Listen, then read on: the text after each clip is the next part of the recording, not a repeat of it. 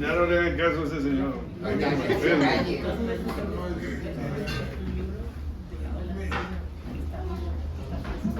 no necesito micrófono. No le está no, sí, porque ya está hablando. Casi ladro. Soy muy gacho. Bueno, soy muy gacho mi voz con el micrófono. No, hacemos.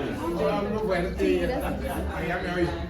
Bueno, primero que nada, Jesús Guerra no puede estar aquí con nosotros. Él es el responsable de este centro cultural que se llama Punto y Coma, del cual estamos muy agradecidos, y es un centro cultural que tiene la vocación de rescatar libros, por un lado. Entonces tenemos libros usados a la venta, tiene libros nuevos también a la venta, por eso estamos nosotros aquí, porque escribiendo libros nuevos, y también pues, la cafetería y una zona para trabajar, pero abajo en el sótano es un auditorio para 30 personas. Está la venta de los libros en el primer piso, y aquí en el segundo piso está toda la pachanga que traen ustedes. No se preocupen, ustedes sigan allá comprando café. Y aquí vamos a platicar acerca de un libro que se llama De Bolero a Contador. Entonces, primero agradecer a Punto y Coma por su constancia. Ya acaba de cumplir 30 años, no, 3 años. Hace como 2-3 meses cumplió 3 años de estar en activo. Y para una ciudad como Monterrey, que queremos ser más culturales, el hecho de que tengamos un lugar como estos es todo un agasajo, ¿no? Qué padre que existan lugares como Punto y Coma para que podamos tener cada vez más cultura por ahí. Y ya entrando en materia, entonces hoy nos toca, bueno, ahora que cumplió los 3 años, nos pusimos de acuerdo don Jesús y yo de que íbamos a retomar, porque cuando iniciaron hace 3 años teníamos los jueves de historia, y el último jueves de cada mes estamos platicando acerca de historia. Este jueves, porque batallamos mucho para encontrar al contador Luis y nos mandó lejos hasta ahora en agosto, el tema es el libro de Bolero a Contador, pero es muchísimo más que eso, porque en el libro de Bolero a Contador contamos una historia que es una historia que se repite mucho en este Monterrey de principios del siglo pasado, y lo vamos a disfrutar así. No estamos hablando de una biografía de una persona nada más, sino estamos hablando de una época, de una ciudad como Monterrey, que siempre es importante decirlo. En 1930 éramos 200,000 habitantes, y cuando digan éramos, no crean que yo estaba vivo en ese tiempo, sino nosotros como pueblo. Y en el año 2000, 4 millones de habitantes, ¿verdad? 200,000 habitantes en 1930, 4 millones de habitantes en el año 2000, 5 millones de habitantes en el año 2020. Entonces eso nos pone a una ciudad con un poquito de caos, ¿no? Pero también nos hace que tengamos que enfrentar muchos retos, ¿no? Y esos retos se fueron presentando con las diferentes generaciones, y vamos a platicar ahí un poquito de eso. Aquí tenemos, como les decía, gracias por estar con nosotros, Luis Martínez, que es hijo de Aurelio Martínez, es contador y trabaja en una empresa que se llama Martínez Asesores, que también es parte del espíritu de su papá. Por ahí va. Sí, así es. Bueno, mucho gusto, Luis Martínez. Pues bueno, yo soy hijo del protagonista o del actor principal de esta historia de Bolero a Contador, y efectivamente nosotros, pues bueno, hoy nosotros hemos seguido los pasos de papá. Papá en 1960 funda un despacho de contadores, y uno de mis hermanos y un servidor pues hemos seguido con el oficio que decía papá de ser contador, ¿no? Como bien dice David, bueno, yo estoy de testigo aquí nomás para que no vaya a decir barbaridades de la vida de papá. Como siempre. No, no es cierto. Pero como bien dice David, creo que el libro recoge, o David recogió dentro del libro, alrededor de la vida de papá, pues la situación que vivió Monterrey de los años, de los 30 a, bueno, pues todavía el día de hoy, ¿verdad? O sea, de cómo, yo creo que la mayoría de los que hoy vivimos en Monterrey, si les pregunto, ¿y de dónde era tu abuelo? No, pues que era de Mina, y que era de Bustamante, que era de, pues de acá venían de Bustamante. De mi familia, pues un lado venía de Hidalgo y el otro lado venía de China, Nuevo León. Y eso era lo que se vivía en los años 30, los años 40, los años 50, que fue el boom de la industrialización. Esa cosa. Muy bien. De cuando se volvió industrial Monterrey. Entonces, David recoge una serie de personajes que realmente vivieron alrededor de papá y fueron ahorita platicaré un poco más, pero un personaje que para papá fue su guía o su visión del hombre en una familia, pues era un sordomudo y que tenía espina bífida, pero fue su primer jefe y fue el que le enseñó lo que es la atención al cliente en una bolería, ¿verdad? O sea, no hay ningún oficio extraordinario ni nada, o sea, en una bolería, pues primero decía papá, había que saber bolear, porque era bolería, pero luego había que saber atender al cliente, había que leer una que otra noticia en la mañana de perdido para tener algo que preguntarle al cliente, ¿verdad? Y eso el mudo se los enseñaba a los niños de 9 años, de 10 años, de 11 años, porque papá empezó a bolear a los 8 o 9 años. Y papá después, pues cuando ya tenía su propio despacho, decía, es que a mí el que me enseñó a pensar en que tienes que ir un poco más allá, por dar un servicio, por ver qué es valor para la persona que tienes enfrente, es el mudo. Y parecen cosas muy sencillas o muy naturales, pero hoy por hoy, yo no sé si porque estamos todos desconectados o conectados, se nos pasan esas cosas sencillas, esas recomendaciones a nuestros hijos, que luego hacen que te den tanto fundamento en la vida. Pero bueno, ya si me prende el micrófono, yo también me echo radios aquí. Buenísimo. Entonces, yo creo que es parte del libro.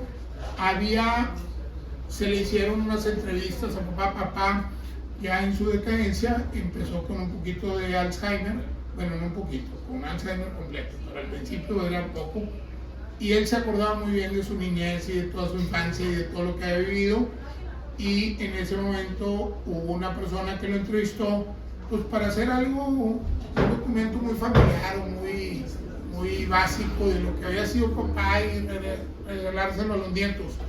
Y bueno, David recogió esos escritos y su estilo, ¿no? Y bueno, él le metió un poquito de contexto de la época y prácticamente es este libro que bueno, ahora sí dejo ahí para que platique un poquito más. Pero no te vayas porque tengo algunas preguntas ahí que me quedaron ayer pendientes.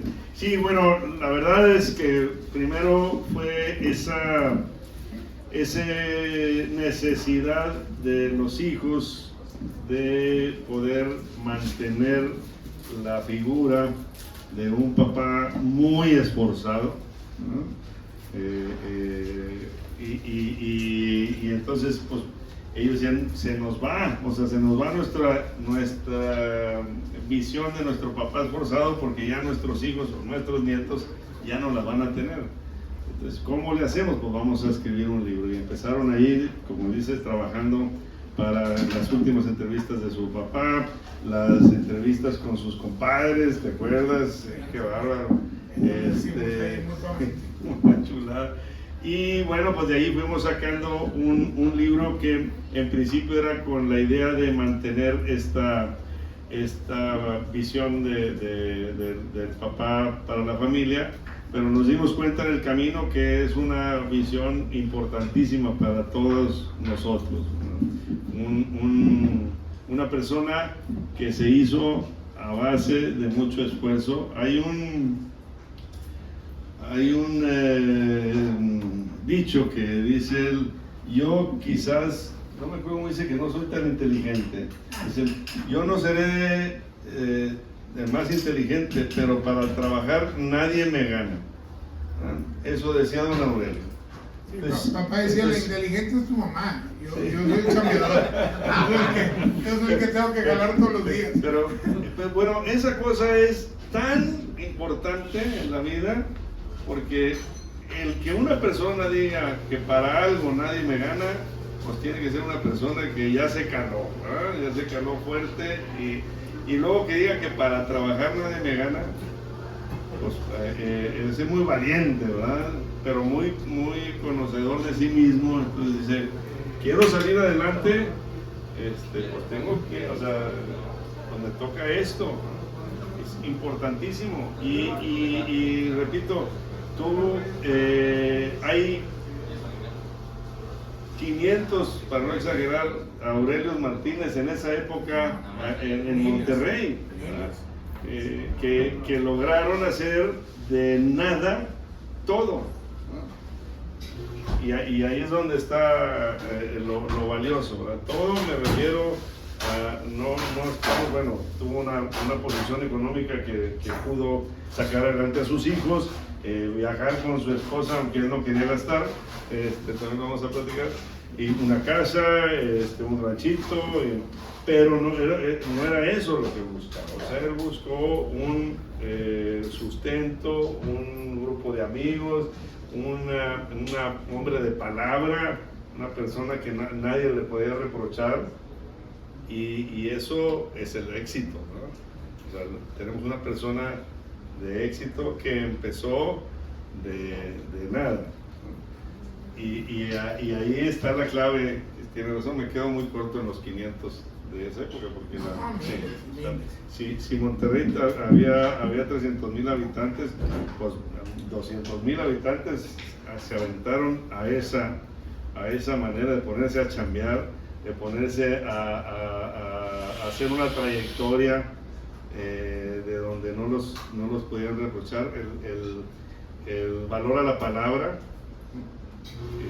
era algo sumamente importante, y eso queremos. Primero, la familia, que esa visión de su papá quede en la familia, pero queremos todos que esa visión de esas personas de ese tiempo se prevalezcan ahora, y que podamos nosotros, en otro escrito decía yo de la meritocracia, ¿no? Nosotros somos un pueblo que premiamos ¿qué? ¿No? Premiamos al que tiene más dinero, premiamos al que tiene el mejor carro, premiamos ¿a quién? Y si premiamos al que tiene méritos, al que hace méritos, pues entonces nos va a ir bien, ¿no? Esa era la visión de esa época. Y platicando con viejos, siempre decían: no, este pelado fue muy esforzado, ¿no? Y lo admiraban por el esfuerzo. Y ahí son esas partes que a nosotros, que nos gusta la historia, nos interesa que prevalezcan y que no se olviden.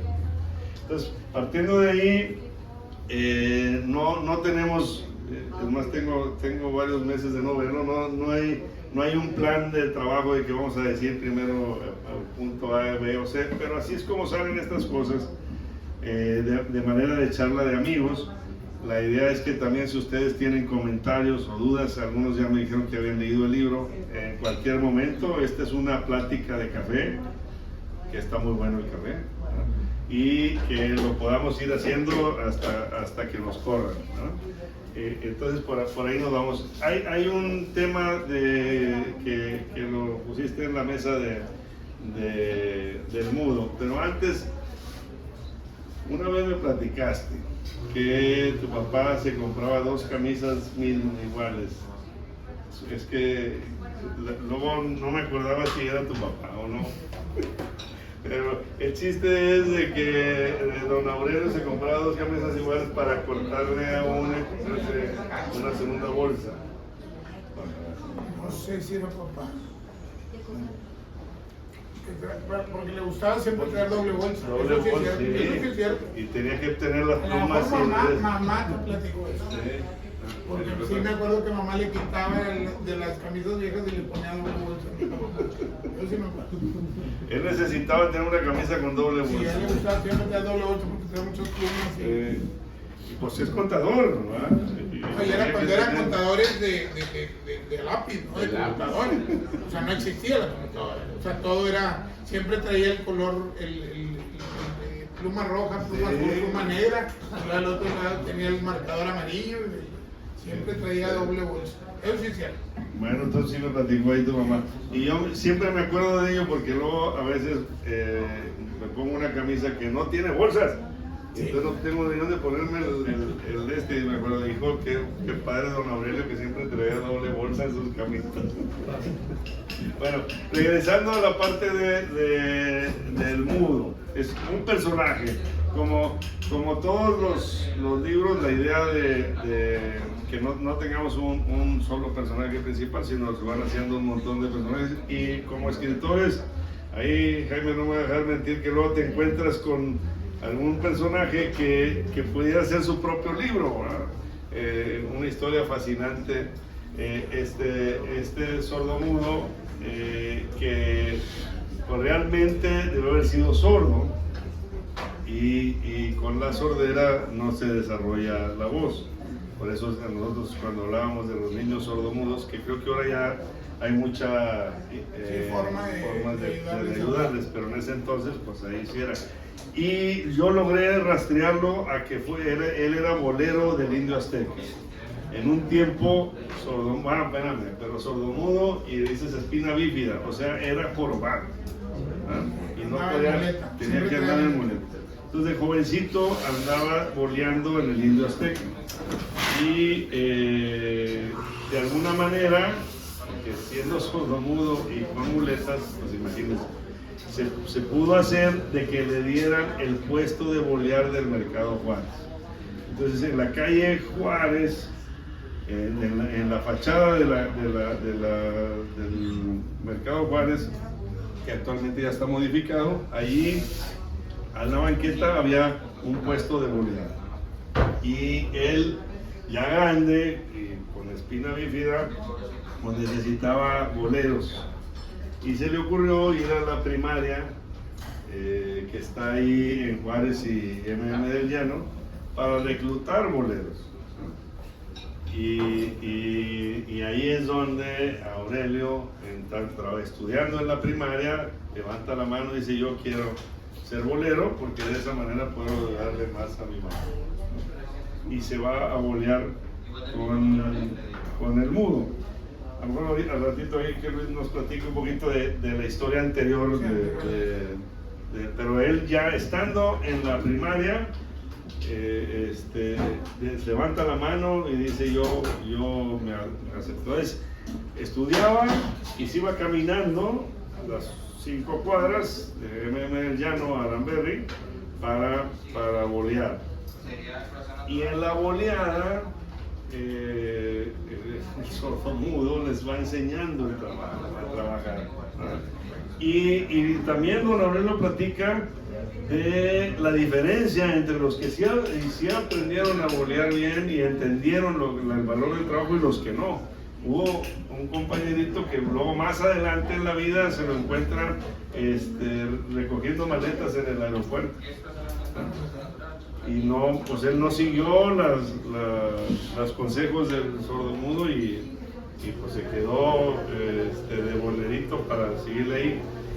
Este libro me sirvió para hacer una plática de los alumnos del Colegio Gante de tercero y secundaria y sacamos algunos valores del libro y tuvimos una discusión con los niños porque decían que bolear no era un trabajo honorable. y uno, eran 3 maestros y los 3 maestros se pusieron medio nerviosos. Y dije, no, espérense, déjenos que vamos a platicar, que los niños se expresen, ¿verdad? Y entonces dice, a ver, ¿quiénes no están de acuerdo en que bolear es un trabajo honorable?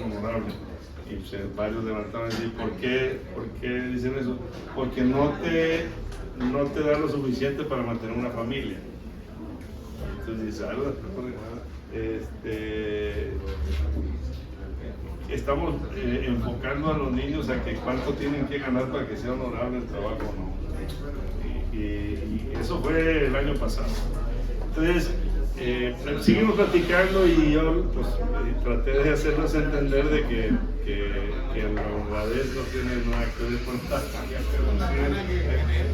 pero pues, bueno, pudiera ser que para Aurelio ir en la mañana a estudiar y luego de ahí caminar las cuadras y bolear y decir, no voy a ganar lo suficiente para llevarle a mi mamá y que nos dé de comer, pero pues es una ayudita, entonces pues vale la pena. Y luego se da cuenta que si trata bien al cliente, si le volea bien al cliente, en vez de 20 centavos le daba 50 centavos de propina. Entonces ya está el primero, pues hay que chambear y hay que ganar. Ahorita eso es lo que puedo hacer y de esa manera es como puedo ayudar, lo poquito que yo puedo. Y luego además, si lo hago bien, si le caigo bien, hasta los piden, ¿no? Porque eran 6 boleritos los que había ahí. Entonces llegaba el cliente y dice, no, yo quiero con Aurelito, ¿no? Y porque a Aurelito le pagan. Y luego también en una entrevista dice Aurelio, y si me caía un zapato de 2 colores, ¿se acuerdan? Antes había de blanco y negro, era más caro la boleada y más difícil. Y luego que no les manche el pantalón. Pero desde chiquillo se va dando cuenta de la importancia de hacer bien el trabajo y del apremio que tienen al hacer bien el trabajo. Y ahí es esas enseñanzas que nos da la vida de estas personas. O sea, siempre decimos que nosotros nada más aprendemos a punta de trancazos, pero no, se puede aprender a los trancazos que te dieron alguien más. Y leer libros es una parte importante de aprender. Tenemos esa etapa de estudiante y de bolero que le da luego la posibilidad de crecer y desarrollarse, que ese es otro tema que les explicaba yo a los muchachos. Si no es, ahorita lo vemos ahí abajo, no es el ahorita, lo que importa, sino yo estoy haciendo un esfuerzo ahorita para poder lograr algo mejor más adelante. Y ahí es donde vamos entendiendo también el esfuerzo que tiene uno que hacer. Y en la vida pues, nos vamos rajando de hacer cosas que nos llevarían a un premio mejor más adelante. Y ellos no se rajaron. O sea, la mayoría de estas personas de las que estamos hablando nosotros, de 1930, 1940, son gente esforzada que nos dio ese Monterrey que era muy distinto al resto del país, sin ninguna duda. Y también siempre ponemos en la mesa que hubiera sido muy fácil no bolear, y en vez de bolear que se hubiera ido de juerga y pues no llegó con cosas en la casa y pues ay mamá, pues es tu bronca, y pues esto es lo que hay y yo me vale el sorbete y ahí me voy, y se va a empezar a juntar con niños que hacen travesuras y se va y ahí te vas, ¿verdad? O sea, son decisiones que vas tomando que se te pueden hacer muy fácil. Pero aquí, a partir de encontrar ese premio en el esfuerzo, Antes de regresarnos a su vida en Cadereyta, China, Nuevo León, perdón, sí, en China, nada más para comentarles, ahí el bolero también, y dice don Aurelio, el bolero nos enseñó la virtud del ahorro, porque o sea, de la lana que ganaban, les guardaba un poquito. 20%, porque tenía el 20% de todo lo que ganaba. O sea, se cuenta, los niños, órale, pues ya bolearon, les tocaron 6 clientes y por cada cliente son tanta lana, pues ahí te va, pero el 20% aquí se va a quedar en el carro. Y así durante el año. Y cada bolerito tenía un cajón donde el nudo guardaba las monedas, y en diciembre, el 24 de diciembre, les abría el cajón y se guardaba, etc. Y papá contaba que pues eso era, la mejor Navidad, o sea, porque con eso él se lo llevaba a su mamá y con eso le compraba juguetes a sus 2 hermanas de ahí, porque pues todavía era un niño.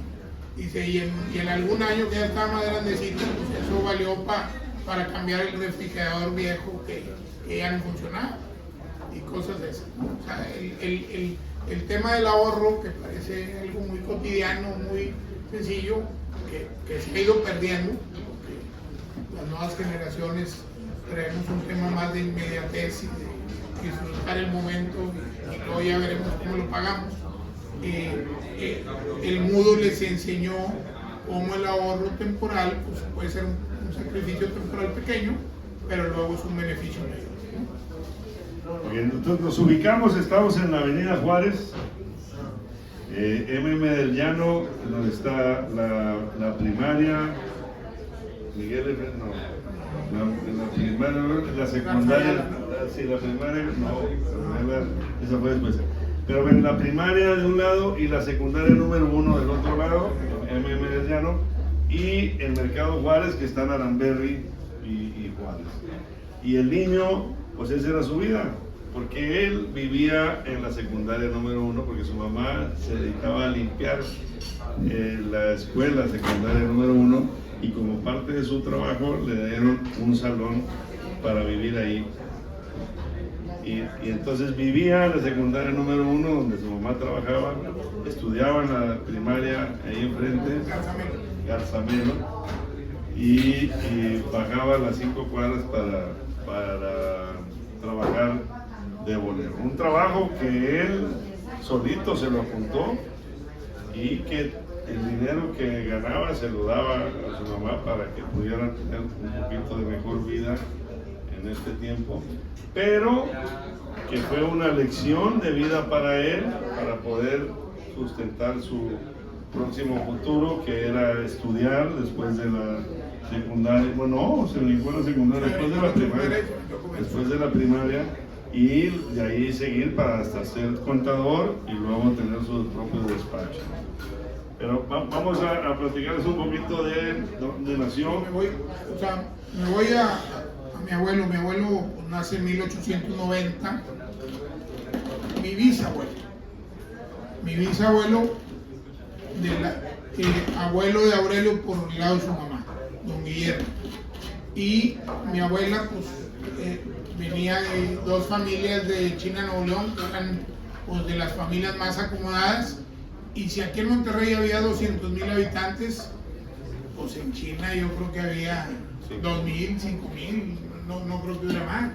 Más creo que todavía no existía Bravo. No. Bravo era una colonia allá lejos que era de China. Sí. Y bueno, se casa un Benavides con una Cantú, nace mi abuela, hija única, y el abuelo sí le iba bien. O sea, el abuelo sí, en China sí tenían buen sustento, buen dinero. El bisabuelo, mi bisabuelo, el abuelo de papá. El abuelo de papá. Y tienen una hija única, y como bien narra David en el libro, las hijas únicas o las hijas menores en esa época no se podían casar porque tenían que cuidar a sus padres. ¿Ya? Siempre la menor de la familia se tenía que quedar. Tú le pusiste a vestir santos, o no sé qué le pones ahí en el libro, pero bueno. Entonces mi abuela conoce a mi abuelo, se casan, pero con la condición de vivir con sus papás. Y pues mi abuelo como que no le gustaba mucho la idea. Rompen esa tradición porque pues, se han de ver, a la abuela se ha de ver a Machado y decir, oye, pues si me voy a casar, no te puedes casar, eres hija única y nos tienes que cuidar. O sea, de alguna manera lo convence y me dice, bueno, ok, se van a casar, pero van a vivir aquí con nosotros. Nacen las dos tías ahí en China, Nuevo León. Nace un hermano mayor de papá que murió de meses y luego papá es el más chico. Y por la 1900. Bueno, mis tías, 1927, 1929 y luego papá 1933. ¿Ah? Y a los 2-3 años que tenía papá, pues mi abuelo ya le decía a mi abuela, oye, vámonos a vivir ese enfrente, o al lado, o rentamos una casa. Y no, hasta que hubo broncas ahí entre mi abuelo y el bisabuelo. Y se pelearon, pues como se peleaban los hombres en aquel entonces, a trancazos y bien dados, ¿ya? Y entonces mi abuela corre al marido de la casa, que porque le había pegado a su padre. Y mi abuelo varias veces le estuvo insistiendo, hasta que se cansó y se fue. La versión que nosotros teníamos de mi abuela era que mi abuelo los había abandonado. Ya después unas comadres ahí de China platicaron la versión completa y bueno, Jesucita era como la fregada de loco. Y no se quiso ir a vivir sola a un lugar con su familia. Entonces, pues ahí vivían muy bien. Son broncas de rancho, o sea, broncas de rancho. Viven muy bien, pero a los 3-4 años de que se separan mis abuelos, muere el bisabuelo, pues que era el sustento, el que manejaba pues, los animales, las tierras, las casas de renta, etc. Y pues a la muerte del abuelo, el sustento fue empezar a vender todo, y empezar a vender.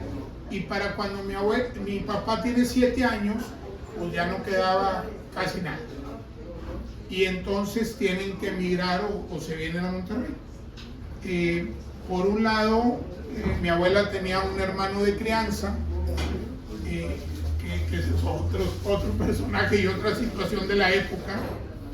Un padrino, o sea, un compadre de los bisabuelos, que tenía creo que 5 o 6 hijos, y en el 7º se le muere la esposa, pues repartió cada uno de los hijos con cada uno de los padrinos. Y él se volvió a ir a hacer otra familia. Entonces mi abuela tenía un hermano de crianza, un hermano que cayó ahí y pues ahí lo crearon los papás, y era de la época. Yo recuerdo de varias anécdotas de gente que dice, no, este era hermano de crianza, y este era como que es algo de la época.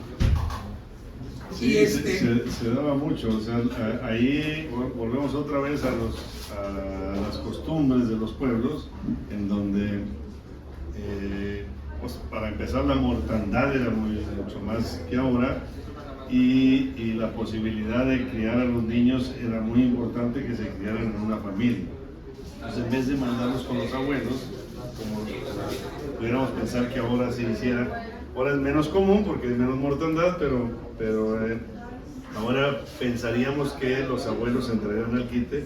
Aquí no era posible los abuelos estaban ya en otro nivel, entonces había que acomodarlos con una familia que tuviera hijos del vuelo. El hijo entenado le llamaban a eso, ¿no? Pues, de crianza. Hijo entenado, que se lo dejaban el hijo entenado. Hay muchos ejemplos de eso, muchísimos ejemplos de eso, de hermanos de crianza o hijos de crianza, en donde no preguntabas. O sea, oye, pues se murió fulano de tal y no tiene los hijos, ¿dónde? Pues yo me quedo con uno y es mi hijo de crianza, y si me voy a los hijos normales, oye, pues ahora tienen un hermano más, ahí van a andar en la bola, ¿verdad? Y así le pasó a tu abuela.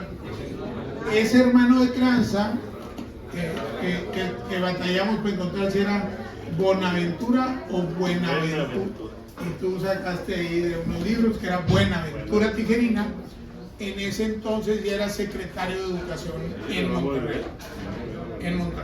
Entonces va por mi abuela y le dice, vente a Monterrey y mínimo yo te consigo donde vivas, donde esto, y una chava. Y bueno, yo no era la más decorosa, pero era pues, ser la afanadora del colegio. Ya no tenía su papá, ya no tenía su esposa, tenía a su mamá, que debió haber sido que no sabía hacer muchas cosas porque tenía hermana, ¿no? Sí, era señora de pueblo, sí, y tenía mucho. Y tenía 3 hijos, 2 mujeres y un hombre. Y Buenaventura le dice a su hermana de crianza, vente a Monterrey, tráete a tus hijos a Monterrey, a menos de que quieras que se queden a cuidar cabras toda su vida. No, ya no van a salir de pastorcillos ahí en el pueblo, o tráetelos a Monterrey. Y se vienen a Monterrey a vivir en un salón de clases y a afanar. Y papá dice que sí, o sea, que a los hermanos sí les costó, porque mínimo ahí en el pueblo andabas suelto, libre, y acá vivías prácticamente en un cuarto. Era ahí sala, comedor, cocina, adecuaron un cuarto, un salón de clases, y ahí hicieron 3 o 4 elementos nada más. Para la vida del niño, obviamente, es un tragedión bárbaro.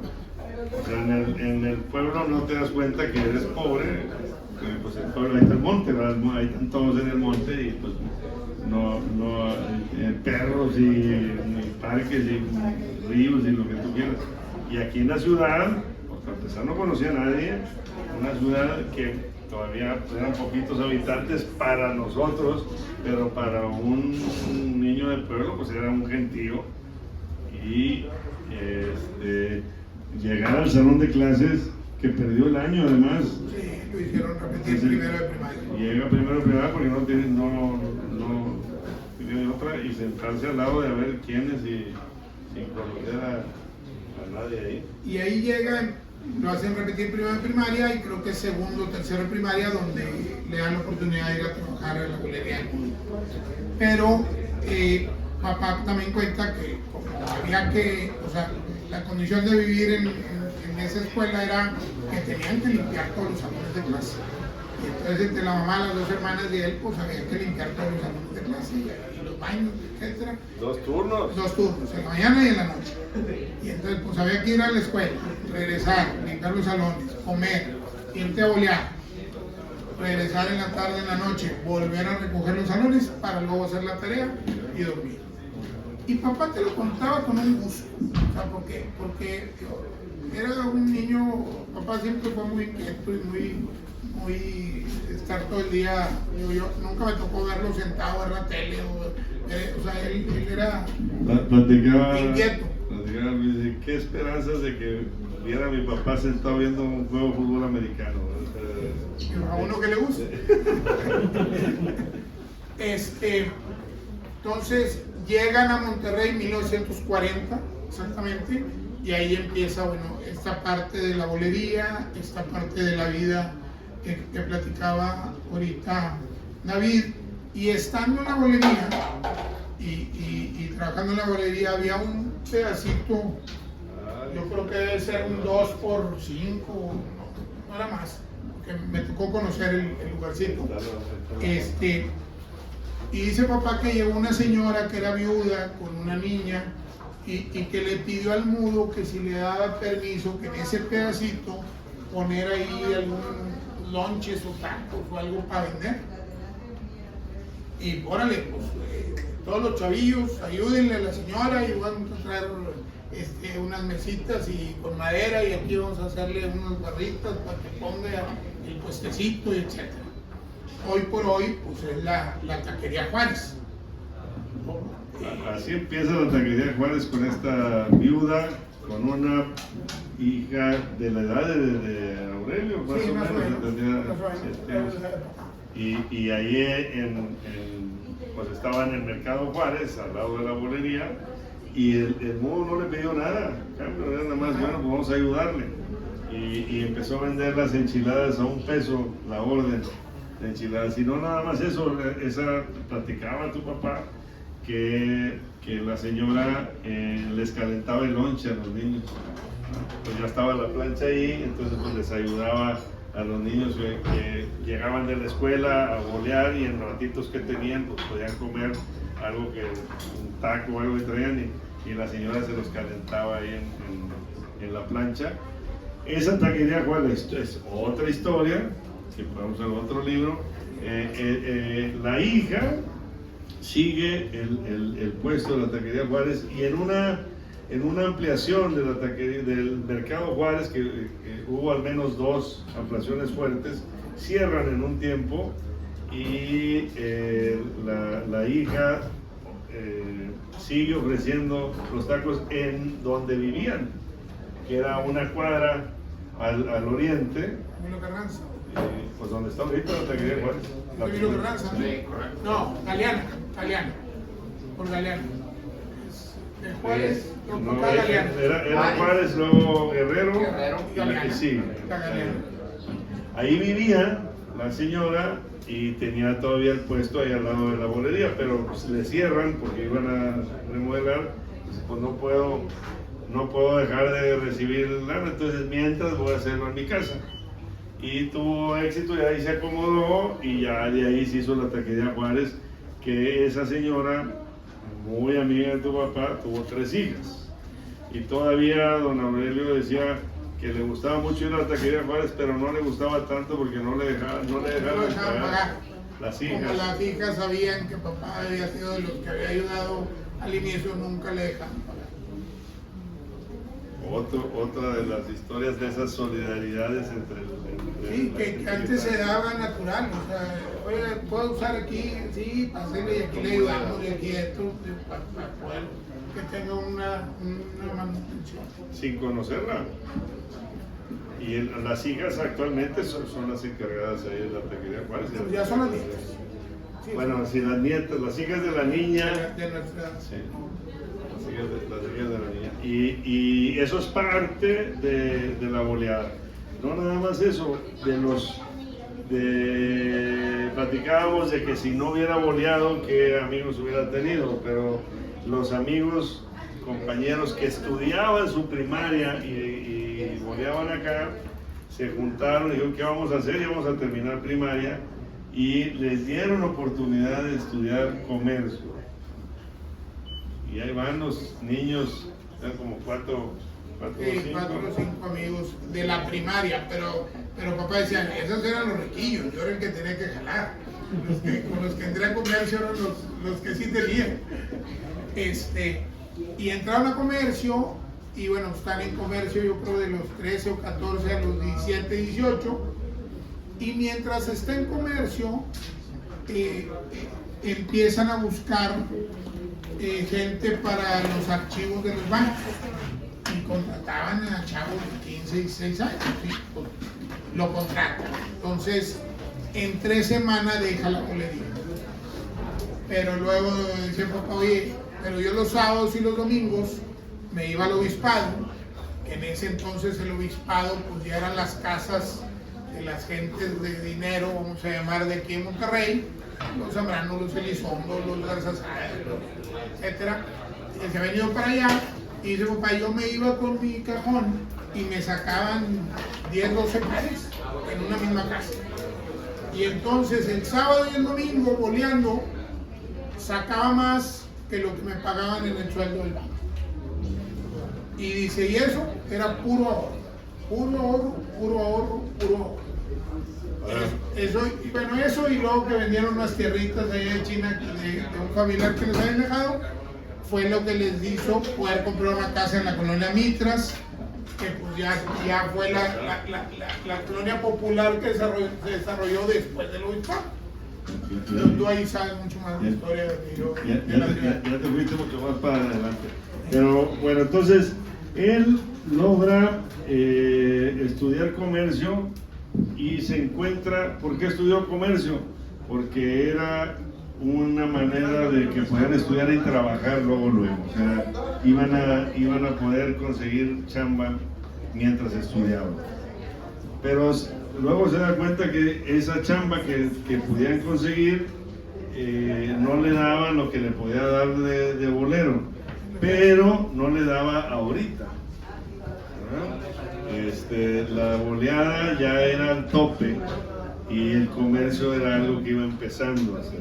Entonces también, ¿quién le enseña al niño que pues tiene que seguir estudiando comercio, que tiene que seguir trabajando en lo que está estudiando, porque eso es lo que en un futuro le va a hacer, ¿no? Y hace ratito platicaba de que nosotros tenemos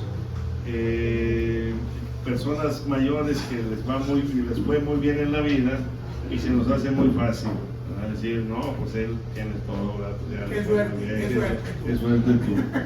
Y te va rascando para abajo y hay demasiadas, yo diría, diosidencias o demasiadas decisiones que le costaron mucho, pero que nos llevaron a ser lo que son. Y luego si nos vamos a esas personas, pues vamos a nosotros mismos. Nosotros, ¿qué decisiones estamos tomando?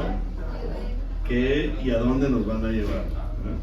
Porque la decisión de ahora no es para cómo me va a ir hoy. La decisión de ahora es a dónde me va a llevar.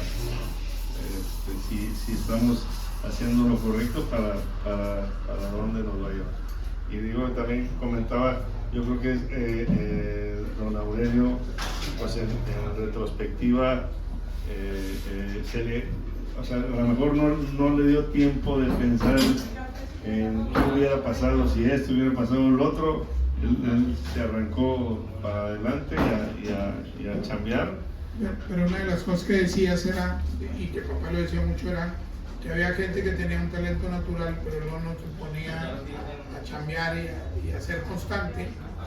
Y como a veces la constancia y el empuje y el estar ahí es lo que hace que poco a poco vayas logrando más y poder hacer más. Digo, lógicamente si tienes las dos, pues qué maravilla, ¿verdad? Pero papá lo decía mucho y él decía, a mí lo que me sacó adelante fue la constancia, el ser ahorrador, y el ser chambeador, etc. Eran épocas también donde el trabajo y el esfuerzo era lo principal. Hoy por hoy también hay que meterle un poquito de creatividad al tema. Ya van haciendo más competencias. Bueno, vamos a hacer una pequeña pausa comercial porque si no me regaña Elena.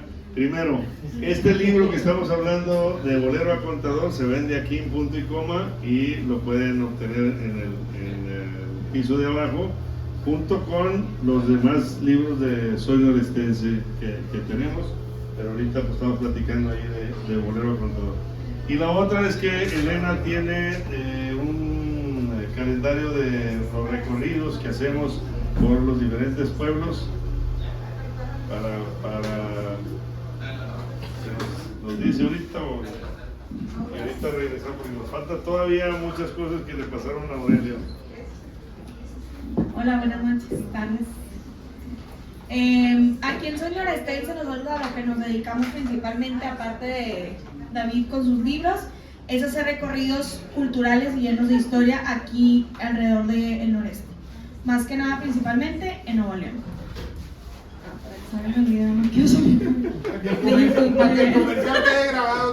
Entonces, el sábado que viene tenemos un recorrido a Higueras, el sábado 9, tiene un costo de 1,500, está muy padre, te incluye transporte, salimos de San Pedro y te incluye desayuno, cata de vino, comida, visitamos ranchos, conocemos un poquito de lo que ahora es la denominación de origen del orégano de Higueras.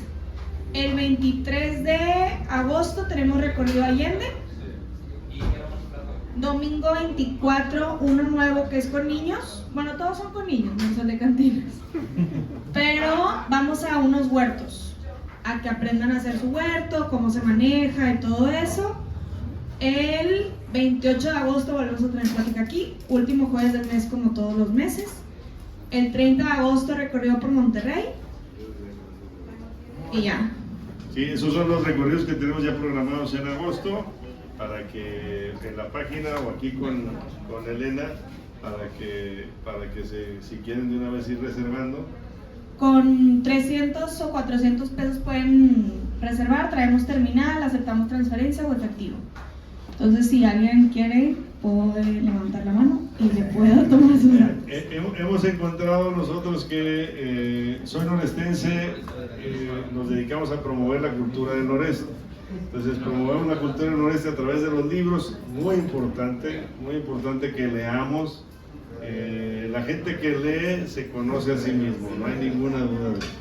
Y aquí tenemos el papá de ustedes, que también nos enseñó, mamá también que nos enseñó que la lectura nos hace ser mejores personas, sin ninguna duda. Pero pues batallamos mucho para que la gente lea. Entonces tenemos también talleres y charlas para también ponerles la cultura norestense a través de los talleres y las charlas. Y también luego tenemos los recorridos, que ahí sí todo el mundo se puede subir a un sprinter, es todo incluido y siempre va muy de la mano con nuestra historia, nuestra cultura. Cada uno de los recorridos que mencionó Elena, que están programados para agosto, esa es la característica. La gente regresa con una experiencia bien vivida. Muchas gracias, Elena. Ahorita te van a comprar todo. Muy bien. Después de agosto se vuelve a repetir, por ejemplo, En septiembre, por ejemplo, tenemos a Higueras, tenemos a Santiago, a Villa de Santiago, y tenemos a Cantinas. Entonces, pues no es lo mismo ir a Santiago, vas, das la vuelta en la plaza, comes y te regresas, sino conocer aquí a unos carrizales, ¿no? Carrizosa. Carrizosa, perdón. Sí, en el recorrido de Villa de Santiago, que no nos habíamos negado a hacer el recorrido de Santiago porque pues todo el mundo va aquí a Santiago y aquí está bien cerquita, pero nosotros lo agarramos y por ejemplo vamos con el cronista a la iglesia y nos platica toda la parte de la historia de la iglesia. Ahí está enterrado el primer héroe de la independencia del Texas, por ponerles un ejemplo, y es una iglesia de mucha historia. Luego nos vamos al Molino Blanco.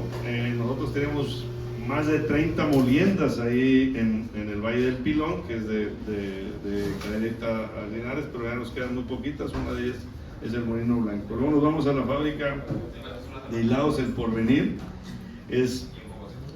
Siempre, ahorita hablábamos de que Monterrey es industrial, pero nombramos con la industrialización con fundidora y con cervecería en 1890. Pero desde 1870 nosotros teníamos 3 industrias textiles y una industria de molienda de harina de trigo. Estas fueron nuestras primeras industrias y son muy valiosas porque nosotros éramos comerciantes y del comercio cambiamos a industriales. No hay pueblo, bueno, no más bien la palabra sería, todo pueblo que solo vende la materia prima es pueblo pobre, ¿verdad? Y nosotros vendíamos productos. Y aquí a la gente se le ocurrió comprar maquinaria para, en vez de vender algodón, vender tela. Ya teníamos el algodón y sí, empezaron a hacer las telas. Y una de esas fábricas es la fábrica del Porvenir, que está ahí en el cercado. Y luego nos vamos a casa de Carrizosa, que Carrizosa es el que está ahí en medio. Estos 3 son los pintores icónicos de finales del siglo pasado, de aquí de Monterrey. Uno de ellos es Carrizosa y la hija de Carrizosa. Los 3 se murieron en la pandemia. Y la hija de Carrizosa, pues buena pregunta, señor. Jesús sí Sí, sabe, no está Jesús aquí. Siempre se me olvidan. Yo le hice un escrito a este hombre que... Ahí no viene Bueno, ahí se los dejo. Pero ese es un ejemplo de No, lo que hacemos. estos pelados se murieron en la pandemia 2019-20. Y eran amigos además los 3, que estaban muy bonitos. La hija de Carrizosa, olvídense, nos recibe ahí en su casa, te enamoras ahí de la más. Y la casa de Carrizosa la hizo museo, es una historia increíble. Estar ahí en Santiago. Pero así son los recorridos que hacemos. Nosotros los recorridos vamos a la esencia de los pueblos y a platicar con la gente que conoce y sabe acerca de eso. Muy bien. Muchas gracias, Elena. Bueno, regresamos a de bolero a contador, como les digo. Obviamente Luis es una persona que está muy orgulloso de su papá y quiero decirlo, pero hemos encontrado que los hijos de don Aurelio, que fueron 5, son gente que absorbió muy bien la esencia de su papá y de su mamá. Eso está bien fregón porque son diferentes, ¿verdad? Y pues ellos escogen, ¿verdad? Esa diferenciación, pero ese complemento, ¿verdad? Entonces hasta en eso don Aurelio fue vivísimo, por más que dice que le faltaba inteligencia, pero escogió a una novia que hizo lo mejor de él. Es impresionante eso.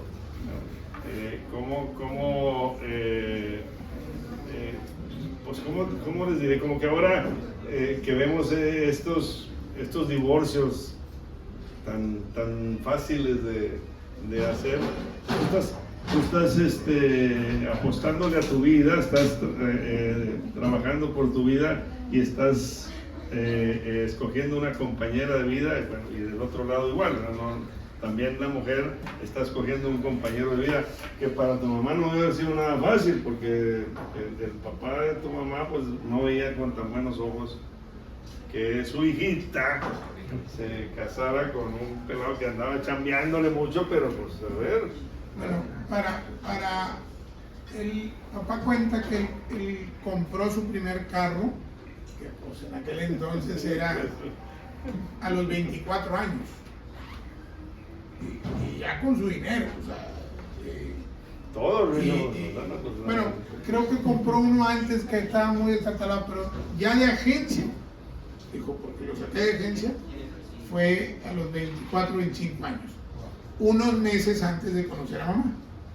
Mamá sí era hija de un doctor, de una familia que tenía muchas propiedades. Que también hay un libro para el doctor, porque es el primer traumatólogo. Es el primer traumatólogo, bueno, el segundo de todo México, el primer traumatólogo que llega aquí al norte del país. Everardo Lozano, mi abuelo era nació en Monterrey, y hay una anécdota muy chusca, porque me acuerdo de niño que iba caminando con él, y su consultorio estaba ahí en Mero Juárez, donde había sido su casa de niño. Y decía, yo nací aquí en medio de la calle, aquí. Estaban pasando todos los camiones. ¿Cómo naciste ahí, hombre? Sí, yo nací ahí. Porque la casa de nuestra familia, el cuarto de enfrente daba a la calle, y la calle antes era más chiquita. Y pues él nació en 1900, abuelito era del 11, sí, del 11. Dice, pues en 1911 era con partera, y era ahí en tu casa, en la habitación de enfrente. Entonces, pues luego cuando ampliaron la calle, tronaron esas habitaciones, hicieron la calle. Entonces yo nací en la calle, pero toda su familia y todos sus primos hermanos y todos venían de Hidalgo, Nuevo León. De hecho él fue el doctor de la cementera de Hidalgo ya muchos años, y bueno, pues el traumatólogo que aquí operaba todo. Pero bueno, papá se casa con una vamos a decir 2-3 niveles mucho más arriba que él. Pero mi mamá era la mayor de 8 hermanos, y la conoce cuando ella tiene 16 y papá 25. Y entonces, y era cuando verídicamente y papá y mamá aseguraban que nunca se vieron solos antes de casarse. Siempre era con un hermano, con una tía, con la abuelita, nunca solos. Entonces el papá decía, oye, no, güey, así, pues ya me quiero casar.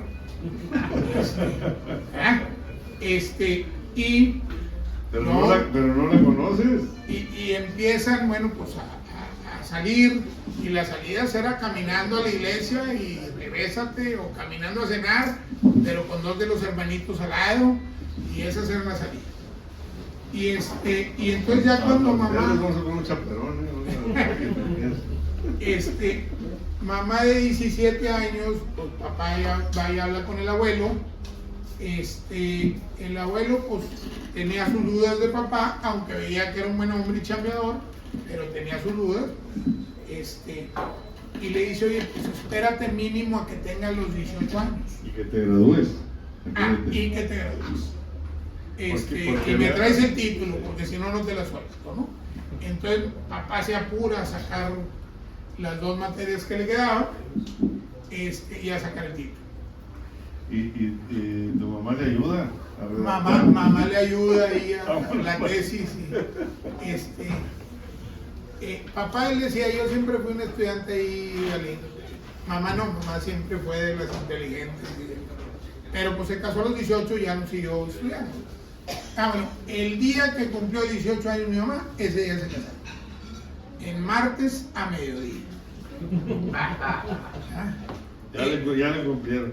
Y no nada más Pero eso. era nada más a mediodía y aquí viene el de porque antes tenías que ayunar desde la noche anterior para ir a misa.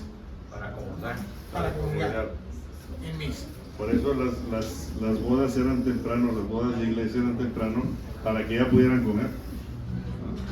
Porque estaban desde la noche anterior sin comer los invitados y los papás y los novios. Entonces pues vas a la iglesia y ahora sí ya coman y ya pasas a lo que siga. Pero había, ahorita que comentabas eso de la boda, como don Aurelio veía que su suegro tenía sus dudas, dice, yo pago la boda y no me dé regalo. Entonces a don Aurelio Chavo junta lana para pagar la boda. Era una persona que le costaba soltar lana. Horrores. Tenía un cuñado que le decía a él, Aurelio, es más fácil que yo le saque. Cuando íbamos con papá y le decía, oye papá, dame 20 pesos para ir a comprar esto, y decía, mijito, y agarraba una moneda de peso y nos la ponía así, y venía el águila, ¿verdad? Venía mi tío Ramón, que era de Veracruz y era súper de Chanetero, y tenía la moneda del águila. Y decía, mira, mijito, es más fácil que yo aquí apretando haga que se cague el águila a que su papá le dé a usted 20 pesos. Pues ahora sí, él dice, no me regale nada y yo pago la boda. Para demostrarle a su suegro que él era el indicado para su hija. Sí, años más tarde, mi abuelo le ayuda a que compren un terreno y una casa. Sí, pasaron algunos años y sí le ayudó el suegro. Y luego yo me quedo pensando ahora con tanto divorcio tan rápido y dices, pues no te regalo nada, mejor hasta duren tantito.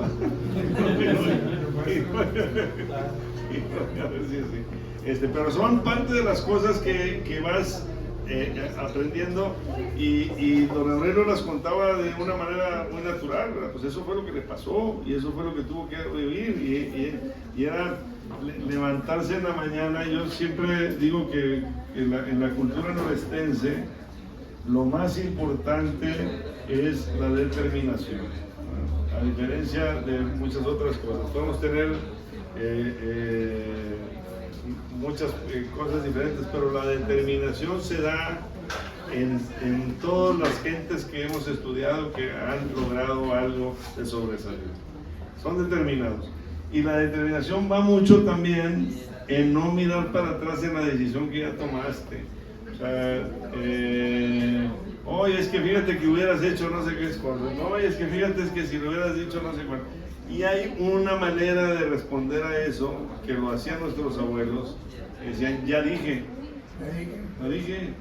¿Verdad? Oye, es que y si nos paramos acá, ya dije. Ya eso y ahora ya dije, entonces ya estás pensando en lo que sigue para adelante. No, es que fíjate que no, y que yo me dijo y que si hubiera hecho esto, esa es la determinación. Me dijo una vez un viejón así que le, oye, pero es que de haber sabido que no hubieras hecho algo diferente. No, con la información que tenés en ese momento, esa era la decisión. O sea, tú me la estás queriendo cuestionar 30 años después, pues no. Ahí queda. Entonces, son parte de las cosas que, como les digo, una vez que tenemos la posibilidad de tener esta historia, que son historias reales, no hay ninguna exageración en las mismas, podemos nosotros aprender y entender qué es lo que debemos de ir haciendo y qué tomamos de experiencias como ella.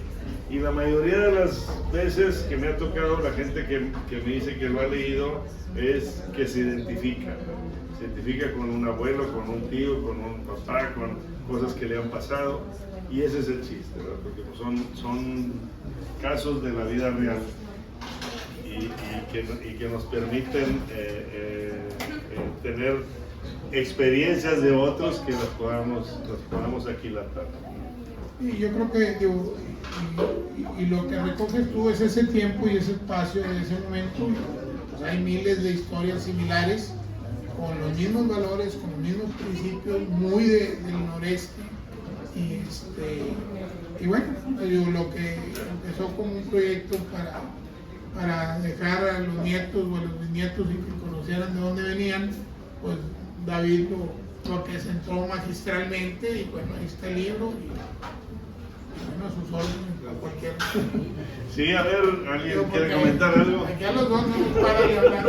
No me quedó muy claro, ¿pasó de primaria a comercio o de Sí. primaria a secundaria y luego comercio? Fíjate que se brinca la secundaria Ah, ok. porque sí los dejaban hacer comercio. Comercio era como una prepa técnica, si lo queremos ver así.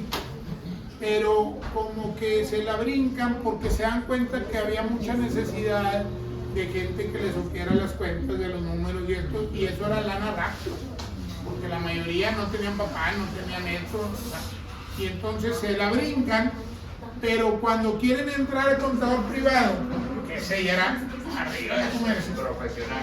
ya era profesional, porque todavía no existía el contador público como tal, les dice, bueno, pero para entrar al contador, a graduarte de comercio, necesitas haber terminado la secundaria. Y entonces, pues, ahí se las arreglaron con unos maestros y les dieron unos cursos en plan sitio, una lanita y sacaron un certificado secundario. Sí, hablamos de que la Secretaría de Educación Pública, todo ese tiempo, tenemos que pensar que antes del porfiriato, nosotros, el 90% de la gente era analfabeta. 90%. Entonces, todo el que quiera hablar cosas buenas de Porfirio Díaz, díganles que sí, pero si el 90% de la población de México era analfabeta, pues no se va, ¿verdad? No se va. O sea, es impresionante. Bueno, una vez que terminan las revoluciones, que son luchas tremendas ahí, que Francisco y Madero contra Porfirio Díaz, que Bernardo Reyes contra Francisco y Madero, que Venustiano Carranza contra Victoriano Huerta, que todos contra Carranza, todos esos borlotes, teníamos una deuda con la educación y se hacen proyectos educativos y van cambiando, o sea, como que no había un ABC de cómo hacer las cosas. Entonces está la Universidad de Nuevo León, que el primero no era autónoma, hay un trabajo en eso. Las secundarias públicas, se hacen secundarias monumentales, se llamaban, y hay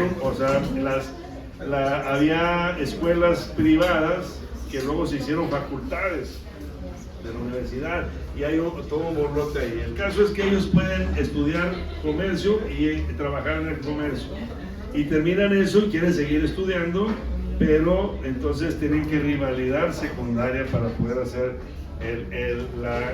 primero fueron dos contadurías, una contaduría pública y una contaduría privada. Entonces, para la contaduría pública tiene que lograr que ese comercio se los tome como secundaria, y luego esa contaduría pública les tome como bachillerato, y luego la contaduría privada como licenciatura. Y fue un borlote, pero las instituciones pues no estaban tan reguladas. De hecho, él estudia en la Escuela de Comercio y Administración Jesús de Santos, que fue la base de Factia. Sí. O sea, después la facultad, la universidad absorbió esa escuela comercial y de ahí hizo Factia. Pero era privada, era de algún Jesús Santos. Pues. Sí. Sí, eran escuelas privadas que se fueron haciendo facultades. Las primeras dos facultades de la Universidad Autónoma de Nuevo León es la de jurisprudencia y la de medicina de doctor Rosalitos. Pero luego fueron agarrando escuelas que ya había para hacer las diferentes facultades. Y luego se hace el campus, ¿verdad? También. ¿Cómo en qué años es esto? ¿De qué año se empiezan a hacer las universidades? 50, 60. 50 y tantos. El TEC de Monterrey es del 47, pero era una escuela técnica en el 47. No, Y antes no había, no y nace porque va a la universidad y le dice, oye, abran escuelas técnicas buenas, hagan esto, hagan lo otro, y no le hacen caso, y él necesitaba técnicos buenos, y entonces funda la TEC. Eso de que luego se hizo de beneficencia es otra cosa, pero él lo que necesitaba era empleados técnicos buenos para seguir generando negocio. Pero empezaron con ingenierías en el TEC. No, Pues eran técnicas y luego ingeniería. Eran técnicas. Sí trajeron ingenieros allá de había estudiado en Noruega. Hay un libro que habla sobre la historia de que empieza con el rector de los grandes de la UNAM, la maestra de MIT. De UT, de MIT. Porque él se copia el modelo de MIT. Exactamente, y Garzazada, Eugenio Garzazada, pasó recorriendo todo el país para alborotar a todos los empresarios porque quería desarrollar una universidad para toda la industria que quería. Patronato. Fue en el 43. ¿En 43? Ajá. Es escuela privada. Sí. La iglesia San Gonzalo, el Hidalgo y Complejo. Pero llegó a Monterrey.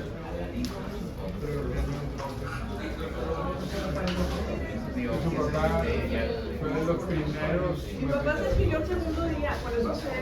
Se escribió en el segundo día en el 43. Y él se graduó de ingeniero industrial. Y luego fue maestro. No, esto fue a trabajar. Ya Después coincidió que trabajaron juntos el papá y mi mamá. Tuvo que ver con la boda posterior, pero sí fue. Sí, pero por eso se mete en toda esa bronca de traerse gente de MIT y esto, porque la universidad no le hacía caso de que se requiere tener mejores ingenieros, gente capacitada y etc. Sí, Garzazada quería darle un enfoque muy técnico, pero con la cuestión ética. Él era Graduados del MIT. Los dos por eso. Oye, una pregunta. ¿Tu papá? Que nos trae el libro. ¿Cuándo empezó su negocio? En el mismo 1960, en el mismo 1960 que se casa, se gradúa, porque debía materia, y le dijeron que la terminara. Y le da la oportunidad el señor Acosta, Costa, Es Antonio. El de Luciana. el de Luciana. Pero el abuelo. estaba estudiando y trabajando. O sea, siempre nunca dejó de trabajar. Y estudiando y trabajando, trabajaba en un despacho contable. Sí, o sea, primero trabajó en 2 bancos diferentes y de cajero. Y luego ya cuando entró de contador privado, empezó y trabajó con don Ramón Cárdenas, el viejón, y trabajó en otro despacho, no me acuerdo cuál era. Y agarró ahí algo de experiencia, etc. Pero ahí volvemos otra vez a la parte del trato con los clientes. O sea, él trabajaba en un despacho y pues se encargaba de llevar la contabilidad de diferentes empresas. Uno de esos clientes era el Luisiana, y el Luisiana también era dueño del hotel de Matehuala. Sí, de Matehuala, el hotel de Matehuala, que era la ruta para ir a Las Palmas, ¿no? Entonces, el restaurante Luisiana era uno de los 3 restaurantes más importantes de Monterrey de cocina internacional. Y el hotel de Las Palmas en San Luis Potosí era de Matehuala, en el estado de San Luis Potosí. El hotel de Matehuala era el hotel de la luna de miel, porque la gente de Monterrey se casaba y se iba en automóvil a la Ciudad de México a pasar sus primeros días de luna de miel, y luego a Cuernavaca y luego a Acapulco. Esas eran, o sea, la corrida que se hacía. Y como salían el mismo día, acuérdense que decíamos que se casan temprano en la iglesia, y luego la fiesta de la comida, y despachan a los novios. Y todos los novios iban y dormían en Las Palmas, y para seguir luego para allá. Entonces era la primera noche de bodas, era ahí en Las Palmas. Y regresando a don Aurelio, como contador, debe haber sido una persona muy agradable para los clientes. Digo, y este es detallista, esto no sé cuánto. Entonces, el señor Acosta dice: pon tu propio despacho. Y no quería. Batalló mucho para lograrlo y tomar la decisión. Y Acosta le dice: vente aquí a una oficina y te presto una secretaria. Y así empieza. Llévame la administración del restaurante. Y mamá lo empuja a tomar la decisión. Y mi abuelo le dice: si usted es honrado y es bueno para todo, yo le voy mandando clientes. Y entonces ahí se animó. Y pues sí, mi abuelo sí era el doctor reconocido, etcétera, mucha gente. Y cuando trabajó en el banco también conoció a mucha gente, y mamá le dijo: haz unas tarjetas y ve y dáselas a todos los clientes que fueron clientes tuyos del banco. Y ahí agarró clientes. Como cajero hay una historia de como cajero del banco, que cuando llegaba gente importante, él decía: a ver, ¿qué chavos? No, pues es que tengo que cambiar este cheque, déjemelo aquí y yo me encargo. Y ahorita se lo llevo ahí a su negocio, ahorita se lo llevo a su casa. De casualidad no era el Banco de Londres y México. ¿Eh? De casualidad no era el Banco de Londres y México. Que luego fue sacrificado. Sí, en ese trabajó. En ese trabajo, el Banco de Londres y México. Sí. En ese es uno de los 2 bancos que trabajó. Y el otro era un banco regional o algo así. ¿No? Banco Regional del Norte. Sí, claro, es la enseñanza de tienes que ir un poquito más allá. A darle un poquito más a los clientes, y de ahí se va haciendo de una cosa y luego ya pues con su despacho contable fue natural que 2 de sus hijos siguieran con la... Claro que nos dijo: este es mi negocio, dime qué clientes nuevos o qué otro. Allá nos asociamos, aquí no hay para ti. Entonces pues, tuvimos que movernos y hacer más. ¿Alguien más? Mencionaron el restaurante Luisiana. Sí. ¿Qué es eso? Al lado del Condominio Cero. la calle del ahí estaba. Había 3 restaurantes en aquel entonces de comida internacional decentes. Yo sé de 2. El Luisiana, el de el francés, y con el tercero. Y eran 3. ¿El Hornos? El Forno. El bar. Sí. Llegó a ser comida internacional. ¿Y cuál era el otro? El Luisiana. Sí. Y Bueno, años más tarde, Galería del Gourmet. No, se fue después.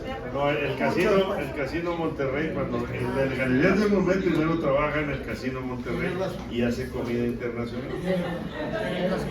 Bien, pero era el chef del Casino Monterrey. No había. Luego ya van llegando algunos más. El restaurante Sí Aquí Es también fue. Lo más decente que había era el de González Cabrito y el otro, Bueno, Cabrito, el Regio, Cabrito sí el Regio y el Santa Fe allá rumbo al aeropuerto. Cabrito sí teníamos Cuando éramos niños. las diligencias ahí al lado de la Alameda, que todavía está. Y el de las orejas de elefante. Y uno que hacía chicharrones, pero no les puedo decir, no sí les puedo decir.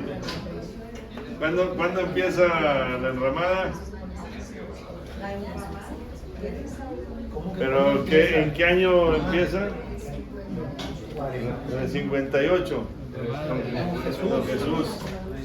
Que sí, que Don Jesús. Aquí está. Ahí sí, revolución. ¿Alguien más?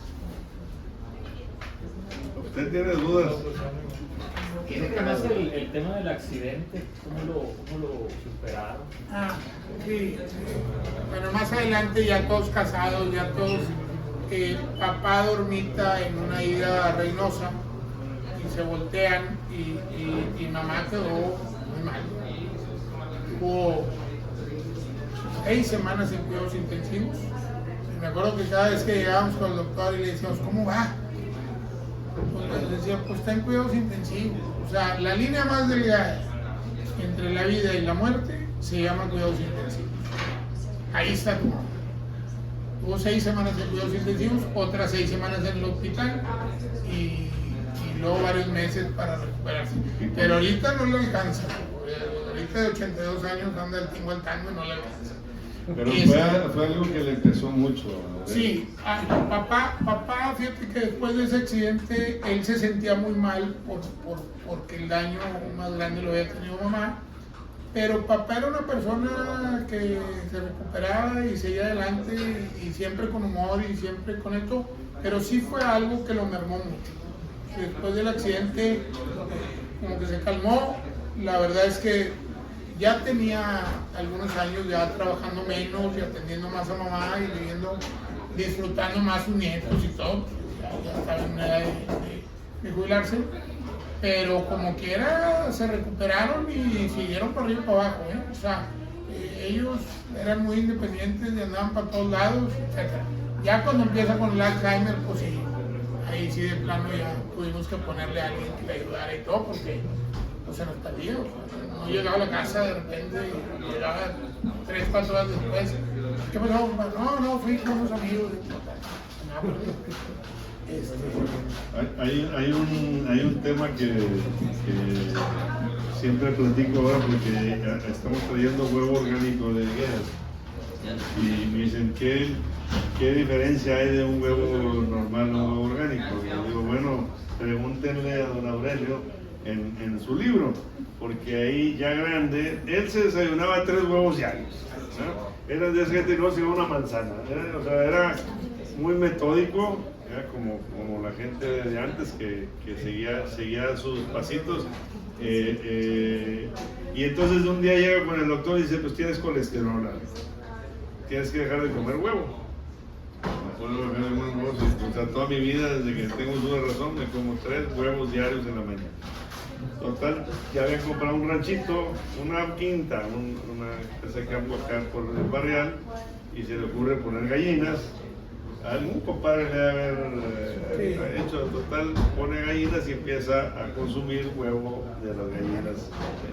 Y a la vuelta de algunos meses regresa con el doctor, le hace los estudios y dice, ¿me hiciste caso? ¿Ya no estás desayunando huevos? Digo, sí, ya no estoy desayunando huevos. Seguía desayunando 3 huevos diarios, pero ahora de gallina contenta. Y con eso bajó el colesterol. Tenemos entrega el sábado.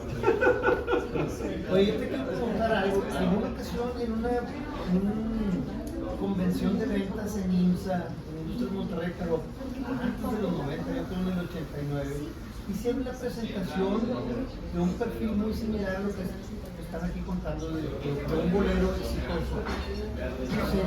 Sería el mismo. Yo no puedo recordar si... A ver, de los que yo sepa, de los que estuvieron en la bolería en la misma época que papá, hubo 3 o 4 que les fue extraordinariamente bien. O sea, Cosme García, si no me equivoco, y había un Lozano, Oscar Lozano o sea, sí hay 2 o 3 que salieron de esa bolería que les fue extraordinariamente bien. Con uno toda su vida mantuvo relación y contacto, y con otros 2 se encontraron Ya más grandes. 30 años después Y les dio mucho gusto y empezaron a salir otra vez de parejas y traían vidas muy similares y mínimo 3 más. sí. Que son discípulos del mudo. Pues ese mudo de veras que hizo escuela. Sí. Hay una anécdota del mudo también que se nos olvidaba, que cuando se iba a casar, tu papá iba con su novia en la banqueta y se topan al mudo. Y entonces dice tu mamá que ellos se hablan, ¿no?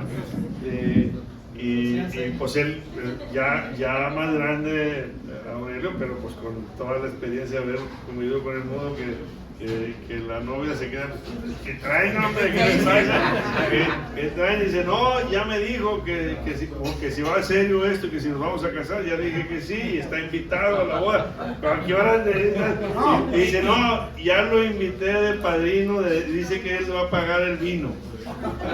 Y el mudo pagó todo, el mudo pagó todo el vino de la boda. Le apadrinó. O sea, ahí en la gente del otro que sí, que tú, que yo, sí, van en serio, sí, ¿y qué te dijo? Estoy platicando aquí con Así fue. El mudo se casa y tiene 3 hijos, uno de ellos fue sordomudo. Y se muere y la señora se fue a vivir a Estados Unidos. Hasta ahí la alcanzamos a rastrear, ahí en la parte de esa del mundo. Pero increíble, ¿no? Ahí está en la foto, en la portada. Ellos se encuentran, tu mamá encuentra en el Mercado Juárez fotos del Mercado Juárez antiguo, y de ahí toma la foto, no se la querían prestar. Estaba colgada así en una pared en una de las oficinas del Mercado Juárez. Y Aurelio es el mudo aquí está, y la de las enchiladas aquí está. Y ahí dice que vale 1.50 la boleada o algo así. Sí, esa foto se encontró 30 años después, mis papás ya casados y todo. Y mamá va y le dice, oye, es que estoy seguro que este es mi esposo boleando aquí, ¿no? Présteme. No, pues cómo se la va a prestar, es una foto de él. Y total tiene que dejar, creo que un reloj y una lana para que se la prestaran para ir a Benavides o que eran el de llano, a que te sacaran una copia. Y de ahí rescatamos la foto de papá aquí boleando, y pues trae de cinto un mecate.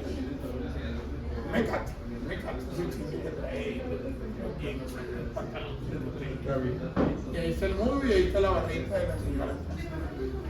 Increíble. Eso vamos saliendo, pero te voy a contar, el libro una banda electrónico no está. No. Pues está en. No, todavía no está en Amazon.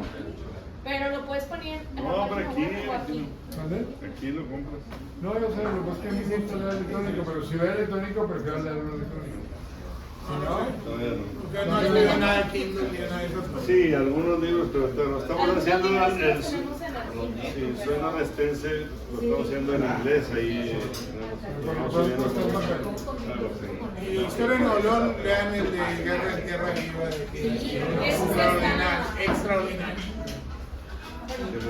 Que me reclamó que le maté al vasquito.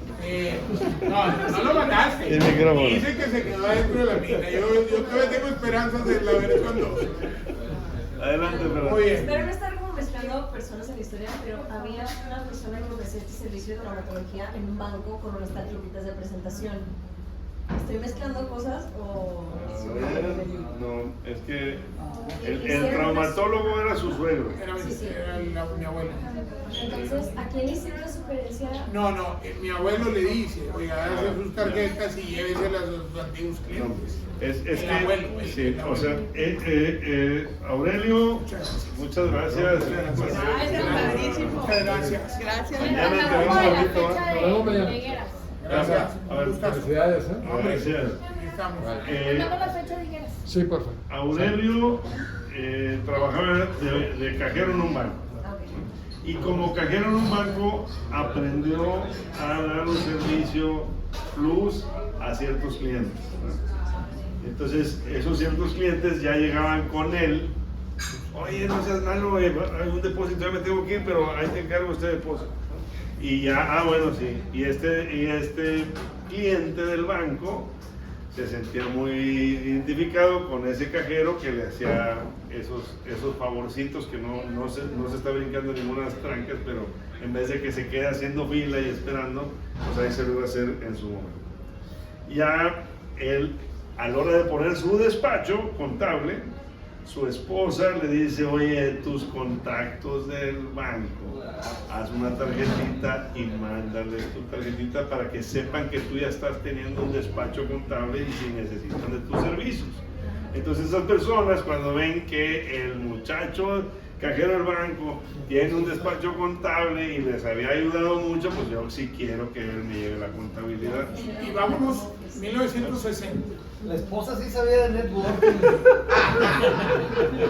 No, por eso papá decía la lista de tu mamá, eso es lo que me mueve. Vámonos a 1960.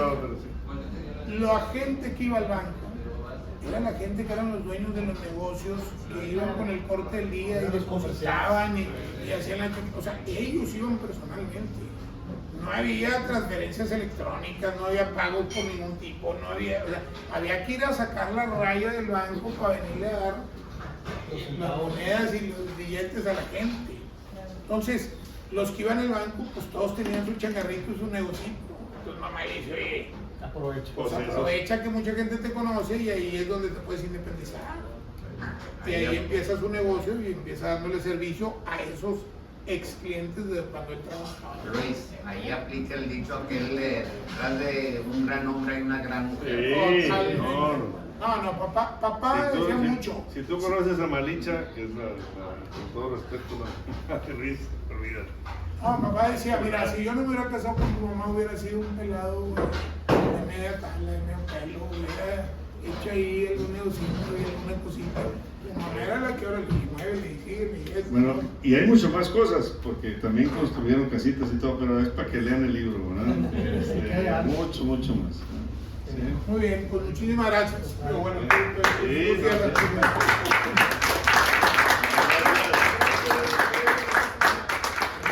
muchas gracias a Luis porque cuando dice que yo escribí el libro, pues lo hicimos en su oficina, ¿verdad? Andábamos a cada rato ahí, lo escribimos juntos, luego tu mamá y tus hermanos y los compadres. Fue una chulada ahí encontrar esta fregona historia, ¿verdad? Entonces es un libro de todos y ahí está listo. Y muchas gracias otra vez a Punto y Coma, que ya saben que esta es su casa cultural, en donde podemos encontrar esta oasis de cultura en una ciudad que corre cada vez más a prisa.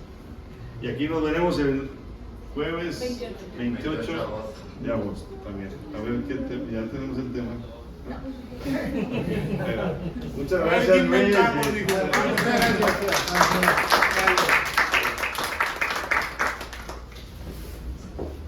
Si alguien quiere separar un recorrido, aquí está.